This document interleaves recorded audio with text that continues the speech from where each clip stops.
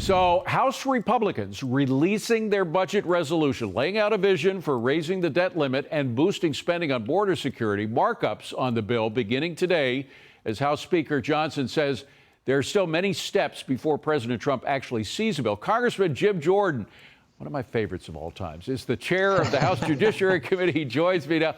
I think I was the first person to interview you when you got into Congress, wasn't I? I think that's right, David. It's so we've known each other again. I always.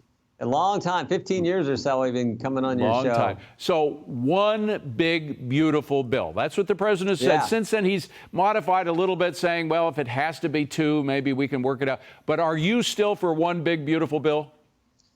Well, that's what the House position is. Look, I'm for doing what we told the American people we were going to do. If that's one bill, two bills, or 100 bills, I don't care. I just want to get it done. I like the bill that's been put forward in the Budget Committee. Let's hope it gets through the Budget Committee, then goes to each committee. We find the savings, and then we put it all back together, and you got the one big, beautiful bill. But if it's two, it's two. I always say we make this job way too complicated. What you tell the voters you were going to do.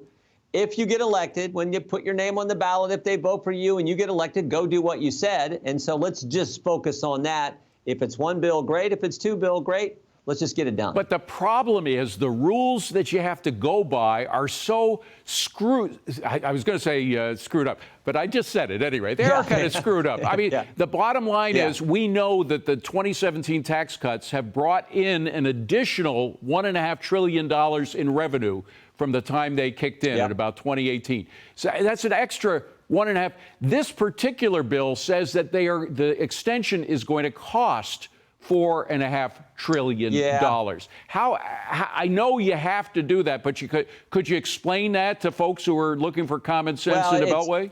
It's the cumbersome way that things get scored here in D.C. We all know when you let families, entrepreneurs, job creators keep more of their money, they go out and spend it, and they create jobs, and they grow our economy, and that growth gets extra revenue to the Treasury. So, we're going to factor in a pretty robust growth estimate here, somewhere, I think, between 2.5% to 3%. I actually think there's a good chance under President Trump's policies that we get even stronger growth. But we're going to put together a package that shows that we're actually saving some money for the taxpayers. After all, we're running huge deficits. We got a $36 trillion debt. We need to do that. But we're also going to put together a package that does what we told the voters we were going to do. Secures the border. You need resources to do that. Keeps the tax cuts in place. Adds some additional tax cuts so families keep more of their money, so our economy grows like we want it to grow, like it was growing 4 or 5 years ago when President Trump was in office then.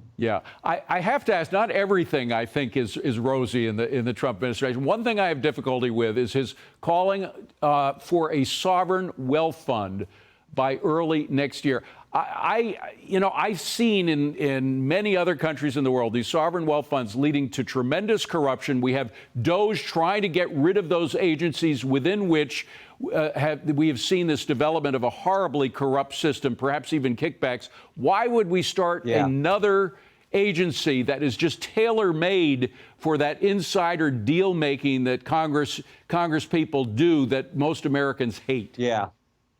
I mean, I want to see the details before, because I don't know. Again, this would be a new concept for our great country. Let's see the details, how it all works. Is it like what we see in other nations? I don't know. So I want to wait until I see the details. But what I do know is what Elon Musk is doing, identifying the stupid spending, is a good thing. It's amazing to me.